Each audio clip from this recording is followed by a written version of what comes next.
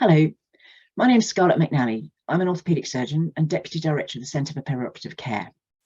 And this is about the new Centre for Perioperative Care guideline on the perioperative management of patients with anaemia.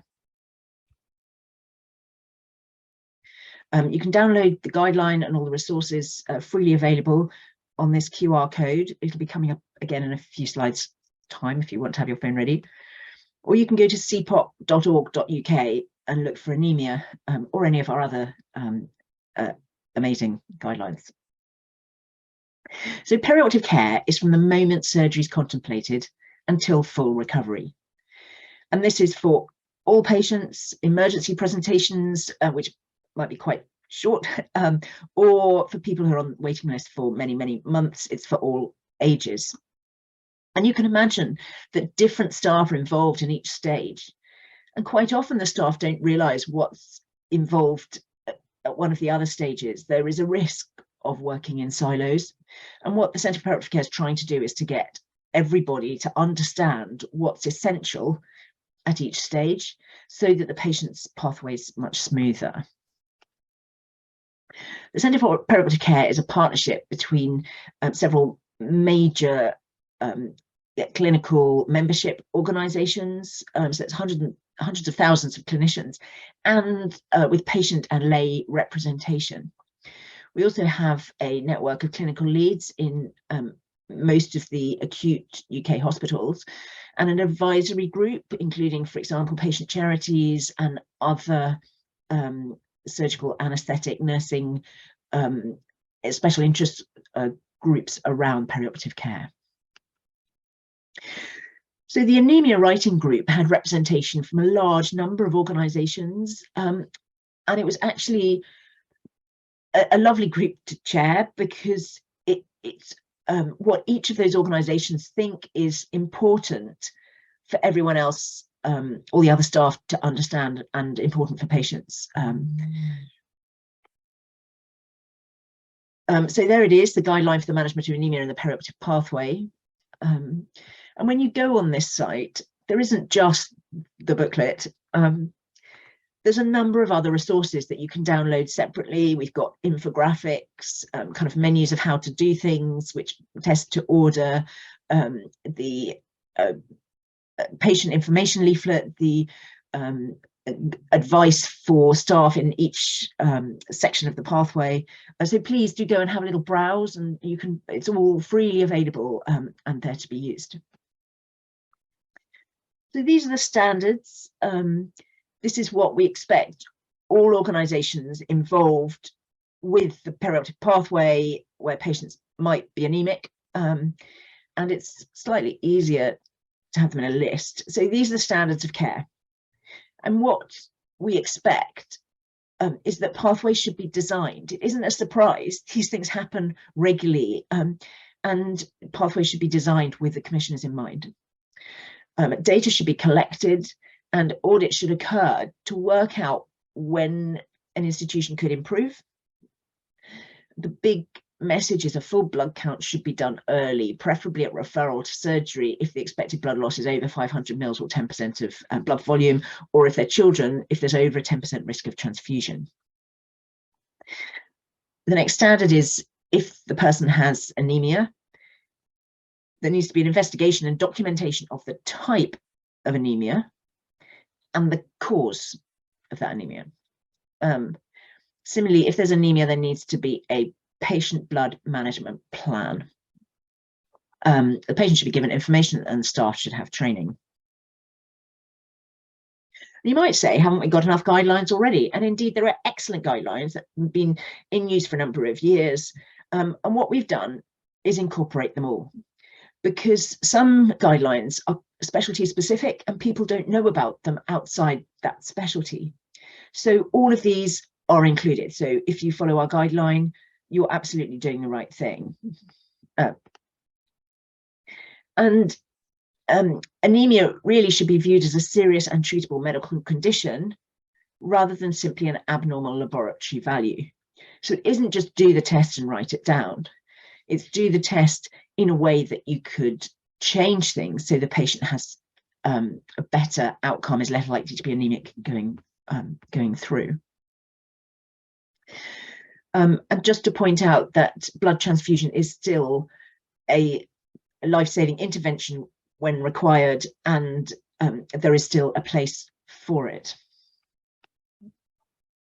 So our new anemia guideline it starts with recommendations, and that's recommendations for organizations, recommendations for referral services, preoperatives. All the different stages have their own recommendations. And then there's a bulky bit of education, and I really encourage you to read it, learn from it, give it to your students. It really's got absolutely what is needed to get patients through operations. And then there's some algorithms, flow charts, and a section also on pregnancy and on children. So what is the evidence? A third of people have anemia before major surgery, as defined a risk of 500 mils of blood loss or 10% of blood volume. And people with anemia have 2 or 3 times the rate of complications. Some of that's due to their other conditions, such as cancer, for example, but as an independent risk factor, anemia is responsible for at least 20% increase in complications. And just to point out, having a blood transfusion has its own risks, particularly with changing immunity. So for anyone who might become pregnant in the future, it's quite a risk of pregnancy loss, or it alters how cancers are processed in the future. So we reviewed a very wide literature. The guideline itself has 131 references, and obviously each of the groups gave us their own references and so forth. So this is an evidence-based guideline. This is the patient information leaflet. Feel free to press print screen, but you can download it off our website. It's really getting patients to be part of the process. Dietary changes are hugely important. Iron's found in red meat, beans, and nuts. B12 is only found in animal products, meat, fish, cheese, or eggs. And folate in green leafy vegetables, broccoli, Brussels sprouts, asparagus, chickpeas, brown rice, liver. So patients need to know this because it does make a difference. And there's also some advice about how to take iron tablets, which is different from what people, the difference is very important. They should be taken on an empty stomach first thing in the morning, and the dose should really only be 1 tablet a day or every other day. I'll come to that later. So for organizations, the idea is they should work with commissioners to get the hemoglobin early. There's then more time for treatment and interventions, dietary changes and so forth. They should appoint a clinical lead, need to collect data, and critically there needs to be a policy for abnormal results. At the moment, the pre-assessment service in many places is done too close to the operation date, and that doesn't give enough time to change. It's not just anemia, it's also for people with diabetes, their HbA1c, or someone with high blood pressure, or something else that could be a modifiable risk factor. What we really need to do is to reduce cancellations, short notice cancellations, and reduce the increased risk of complications. So anemia should be discussed in a transfusion committee, and there should be education for staff. So the concept of patient blood management is important. It's not just about diagnosing anemia and treating it, although that's pillar 1. So this infographic is from the World Health Organization. So pillar 1 is detection and management of anemia and iron deficiency. Pillar 2 is how to minimize blood loss during the operation and immediately afterwards. Pillar 3 is optimizing the patient physiology. So, for example, if the patient gets fitter, they might be able to cope with a lower hemoglobin post-operatively. So what is anemia? Anemia is having a low level of hemoglobin in the blood. And at different ages, there are different expected levels. So for boys over 15 and men, the expected level is 130 grams per litre. For non-pregnant girls over 15 and women, There is now a controversy. The World Health Organization definition is 120, and that's been in place for about 50 years. But there's increasing awareness that that may be because menstruation over years, multiple pregnancies, poor diet, and that sort of thing means that most women have had suboptimal hemoglobin for decades. And the international consensus definition is aiming at having no difference between genders to 130. So watch this space. There's more coming out, and it's a question of whether at what level you start treatment. Obviously, you can optimize with diet and so forth, and because of the physiological changes in pregnancy, a lower hemoglobin is expected, and different for people under the age of 15. Iron deficiency anemia is by far the commonest. It's usually increased losses of blood and reduced supply of iron. So it's often from the gut, inflammatory bowel disease, heavy periods, bowel cancer, for example, or reduced supply, such as reduced dietary intake, not absorbing iron well. Having celiac disease reduces iron absorption. There's an easy test for that. And people who've had bariatric surgery for obesity have reduced absorption of iron. There's about 3 grams of iron in total in your body. 70% of that is in hemoglobin, in the red blood cells, 10% in muscle, 15 to 20% in the liver. And you need 20 milligrams per day. Now, most of that is recycled from the old red blood cells. And so you only need about 1 or 2 milligrams per day from the gut if you're in steady state. But some people have total body iron stores being quite low, so they need more. And iron's not just essential for red blood cells, it's also for oxygen transport, cellular respiration, and formation of ATP. And it's an important part of the immune system. So there are some big proteins involved that, in an orthopedic way, they kind of mess things up. So there's ferritin, and ferritin stores iron, and you can measure it. So if serum ferritin is low, below 30 micrograms per litre, then there is an absolute iron deficiency anemia. But the problem is ferritin is a protein that goes up in the presence of inflammation or ill health. So the ferritin might be normal, but the person's iron might still be low. The next big protein is transferrin, and this is a transfer protein, so it binds the newly absorbed iron to distribute it about the body. Then you can measure TSAT, the serum transferrin saturation, and if that's below 20%, that suggests an absolute iron deficiency. So those are good tests to do. Now, hepcidin, you can't really measure easily, but this is the body's stimulated to produce hepcidin if it feels there's excess iron. So if someone's taking iron tablets 3 times a day, that stimulates hepcidin to be produced. What hepcidin does is stop absorption of iron, and it also stops the macrophages from reclaiming it from red blood cells. Now, hepcidin is also increased in inflammation.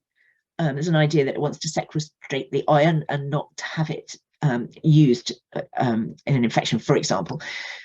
So basically, the proteins ferritin and hepcidin go up in ill health, and therefore they stop. They mess up how things are measured in the case of ferritin, or how much iron is absorbed in the case of hepcidin. So the next type of anemia is functional iron deficiency anemia. This is also known as the anemia of chronic disease, and also known in, I believe in America, as the anemia of inflammation. It's the same thing. And what happens is, for example, in chronic kidney disease, the hepcidin goes up and iron is not absorbed. So the person runs on quite a low hemoglobin. They are anemic. And the difficult bit is sometimes the tablets iron tablets orally can't work, so people might be more suitable for intravenous iron. Having said that, some people also have an iron deficiency that can be improved in addition. The next is B12 deficiency, and this is very common. It's about 20% of the over 65s. The worrying thing is actually it causes many symptoms such as balance problems and joint pain that can present as surgical conditions or mimic them. There's increasing prevalence of B12 deficiency because B12 is not present in a vegan diet, and people on a plant-based diet do need supplements. Unfortunately, many supplements are poor, and the B12 is actually quite difficult to measure. The assay is not perfect, and if someone does have a B12 deficiency, they need the injectable form of B12. There's also folate deficiency, and that is treated with tablets. Or green leafy vegetables, broccoli, chickpeas, liver. And then there are rare causes for which a referral to haematology might be indicated. And during pregnancy, people at risk are screened for hemoglobinopathies. So at pre-assessment, there are algorithms, and it's now quite clear of what tests should be done when, if someone is found to be anemic. The critical thing is you want to find if, for example, someone has a gastrointestinal cancer that's causing their new anemia, that might change whether they go forward for their surgery, for example. So treatment and investigation occur at the same time. So these are the tests. Everyone with a new hemoglobin should get these tests. So the full blood count, iron studies, which is serum ferritin and TSAT, then hematinics, which means B12, folate, and serum ferritin. Reticulocytes are the slightly abnormal red blood cells, and then renal tests, Usinase or GFR, to see if they've got a kidney problem, and CRP to see if there's inflammation. So everybody should get those. And then if indicated, thyroid function test, the celiac disease test is quite simple, and don't forget blood may be being lost in the urine. So this is the algorithm. If you start with the bold text, what you're trying to distinguish between is it iron deficiency anemia, or is it functional iron deficiency? So that's why the ferritin being low or TSAT being low is iron deficiency anemia, but they might be high in the presence of functional iron deficiency. But there is an overlap state where someone might also have iron deficiency, and then you would start oral iron and recheck the full blood count in 4 weeks. So if they're iron deficiency, they start the oral iron 1 tablet a day, and continue until surgery if they're responding with another check. If they're not responding, you then consider intravenous iron. For functional iron deficiency, you're much more likely to go to intravenous iron or erythropoietin. And then if they're B12 deficient, you treat that, or folate deficient, you treat that, or consider other causes which may need hematological review. So that's the flow chart. So it is investigate and treat at the same time. Oral iron does start working within 4 weeks, and but at the moment, most people take it in a way that causes side effects and problems, and many people stop taking it. So the traditional dose is, for example, 200 milligrams ferrous sulfate 3 times a day, and that's in the BNF, British National Formulae. But the problem with that is it stimulates hepcidin, which then reduces absorption of the next tablet. And then you've got the unabsorbed iron in your gut giving side effects such as diarrhea, which is why many people stop taking it. So it's actually better to take just 1 dose a day, first thing in the morning when the hepcidin is lowest, on an empty stomach, or even on alternate days, 1 or 2 tablets, which may be better tolerated and doesn't stimulate hepcidin quite so much. We have actually written to the BNF and they're looking into it. It's not just us saying this. This was in the international consensus document. And then moving on to during the operation itself, you don't want excessive bleeding while you're operating. This is brilliant. The UK Clinical Pharmacy Association, UKCPA, has an amazing menu of how to deal with drugs in the perioperative phase. They've got a freely available perioperative handbook, which is amazing. So it tells you with the anticoagulants, which many people are on because they've got some atrial fibrillation or something, or they had a blood clot of some sort in the past, when to stop, whether to reverse, that kind of thing, because you want to not have too much bleeding at the time of surgery. So just to recap, the types of anemia and the causes. So iron deficiency may be from excess bleeding, from reduced intake or poor absorption of iron. Then there's the functional iron deficiency, which may be caused by an inflammatory condition. And then there's megaloblastic anemia, as previously known, B12 deficiency or folate deficiency, usually poor diet or poor absorption. And then there's some inherited disorders and some other rarer things. So the British Society of Gastroenterology had some very helpful guidelines, and their recommendations are that if there's a man or a postmenopausal woman with newly diagnosed iron deficiency anemia, they should be referred to gastroenterology for consideration of a gastroscopy and a colonoscopy, because a third of them will be found to have gastrointestinal pathology. For example, they might have some gastric erosions from taking too many anti-inflammatories, or they might have colon cancer. In the elderly, the risks and benefits of invasive investigations, and indeed of the operation itself, should be weighed up against the treatment and benefit of treatment and benefit of surgery. And they've also commented, don't forget the renal tract in iron deficiency anemia. So we've touched on the risks. The risks of anemia are 2 or 3 times more complications. And if you exclude all the confounding factors, it's at least 20% more complications. So people have slower rehabilitation. It's harder for them to get out of bed, go to the toilet, get home, increased length of stay, more likely return to theatre and readmission, increased mortality, and increased intraoperative blood transfusion. So this is when care needs to be individualized with shared decision-making with the patient. So the patient needs to be involved. They need to know what are the benefits of each treatment, what are the risks, what are the alternatives, what if I do nothing? Because often people don't realize what the natural history of their disease is. It might be a condition that they might die with rather than of, for example. And we also need the patient to prepare well. Complications can be reduced about 50% if people prepare, reducing smoking, doing some exercise. They can get up out of a chair without using their arms, building up their muscles, eating well, that sort of thing. They need to be part of the team.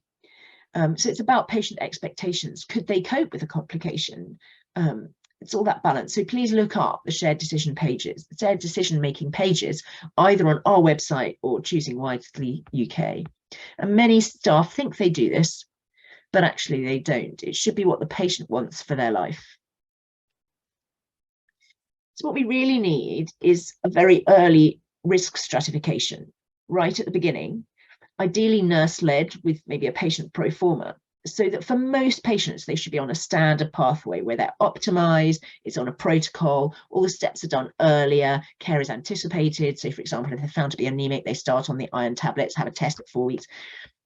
But then to work out which patients are complex, so when you've got results back that are challenging, that patient should be assessed by a senior clinician, because it may be quite complex optimization or change of medication or treatment and shared decision-making for that patient.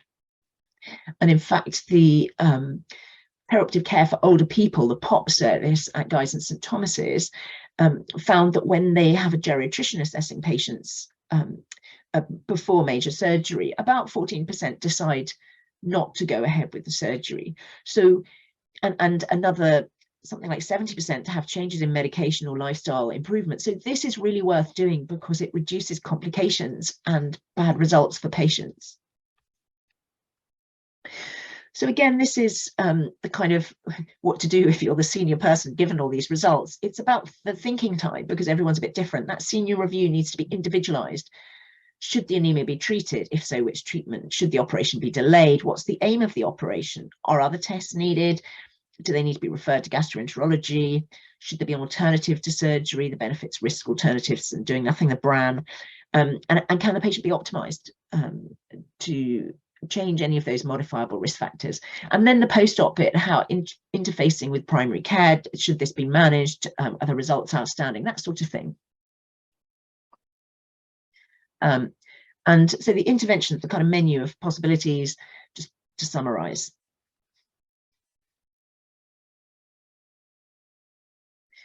IV iron has a place. The problem is it does need to be set up with a service. It needs quite intensive monitoring by nursing staff.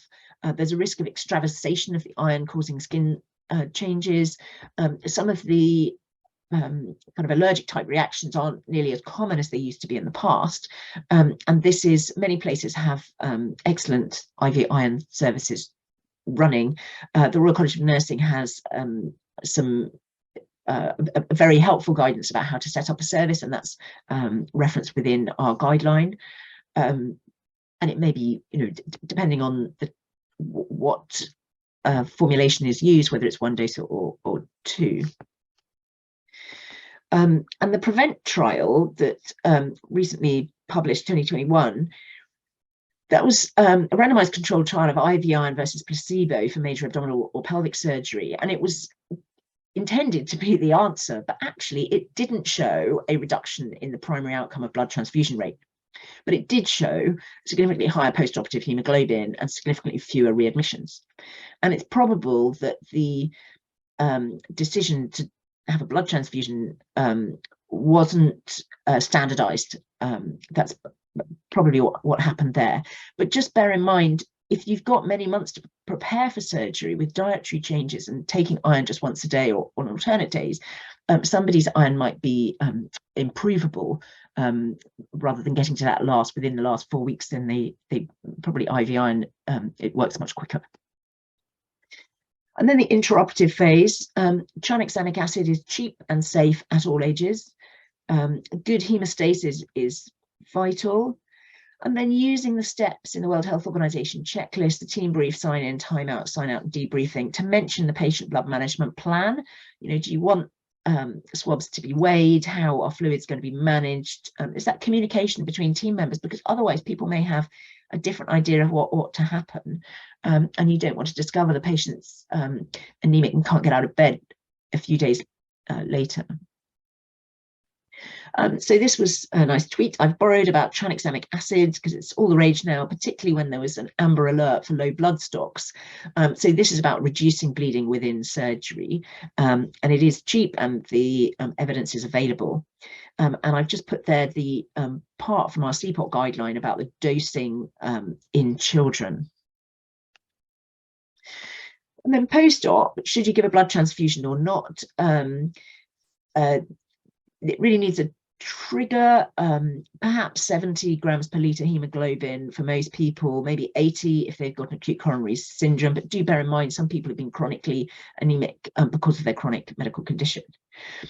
Do try single unit blood transfusions. In the old days, we used to do 2, but now just do 1 and then check symptoms, check the hemoglobin, unless they're bleeding. We've got a section on pregnancy because in the UK, 31% of babies are delivered by caesarean section, over half of whom that occurs as an emergency. So it's a major operation. 25% of people are pregnant, who are pregnant have anemia, and 30% are anemic after the birth. So this is incredibly common, and it's a perioperative risk. And there's an effect on the mother and on the baby. To point out, the baby needs iron for neurological development. It's not just for their red blood cells. And the World Health Organization has commented on anemia in pregnancy, that increasing it improves maternal mortality and perinatal mortality. And to point out that postpartum, that's after the birth, anemia, when you're tired or breathless or have increased infections, it's quite difficult to bond with the baby. So we've just lifted standards into our guideline. So there should be hemoglobin done at booking and at 28 weeks or 20 weeks if it's multiple pregnancy. Dietary advice, give iron and repeat the hemoglobin, because most are iron deficient, but give iron in a sensible way. Just early in the morning. So consider IV iron. It's licensed in the second trimester. Just be aware that communication, the handoffs between different stages and different staff, and education. And that with people who are likely to become pregnant in the future, do be aware of transfusions because of that exposure to multiple donors, with then difficulty with future pregnancies being rejected, essentially. So in children, anemia is quite common before big operations. Transfusion-associated circulation overload does occur, and do consider tranexamic acid. And just to note that iron is needed for neurological development in children. So in children, you're trying to work out if it's iron deficiency anemia or possible iron deficiency anemia, or unlikely if it's some slightly rarer cause. And you're starting treatment with oral iron if there's any chance it's iron deficiency anemia, and that's based on the ferritin. You may need extra help if the anemia persists, and there may be other causes such as thalassemia or hemoglobinopathies, or if they've got their own chronic disease. So this is just another way of kind of looking at it, the thinking pit. Is the patient at risk of anemia? Will it be a problem? Can a test be done to work out what type it is? After the results, what happens next? Can we reduce blood loss in theatre? What do we do afterwards? And how do we discharge? How do we follow up? So that's just the kind of trying to get everybody to just be aware of all those steps the patients are going through. And this is, again, another way of looking at, because any individual staff member could change something. So, for example, we want the hemoglobin to be obtained early. So if someone's coming to a surgical clinic, they're about to have a CT scan and they need a renal blood test before contrast, why not take a hemoglobin at the same time? Because then you can start the treatment with oral iron early. Some labs do automatic testing. They add on tests, they add on a ferritin and TSAT if the patient's found to be anemic. We critically need some way that results that are abnormal are flagged up early enough to do something about it, and with shared decision making with the patient, not just emails to the surgical team the week before, for example. So it does need a protocol and it needs auditing.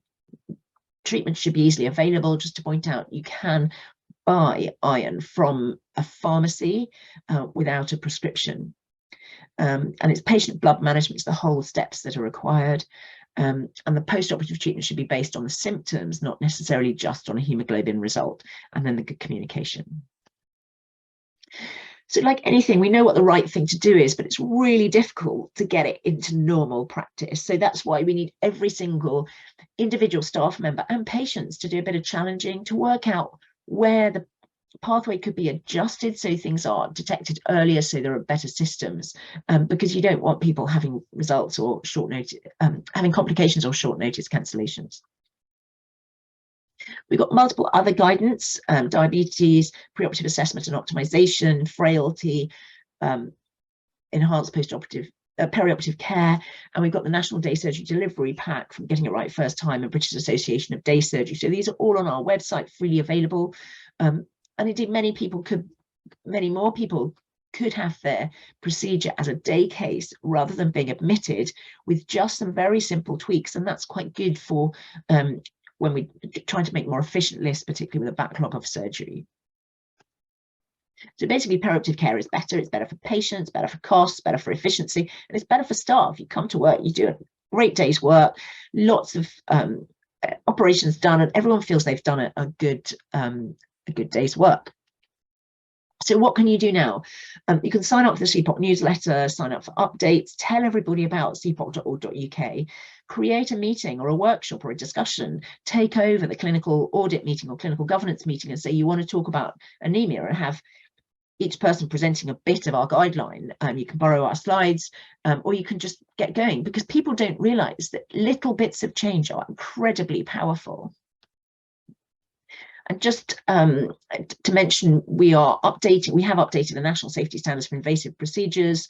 And so it's a new Centre for Perioperative Care way of doing things. So this is about those safety moments to check you've got the right patient, the right implant, and that all the team knows what's going on before you start something. So there isn't a misunderstanding for invasive procedures, including operations. But it will also include things like lumbar punctures or outpatient procedures. It's just that stopping and making sure things are done properly. So there's the QR code again for the anemia guideline. The critical thing is it's detected early. Pathways need to be rearranged.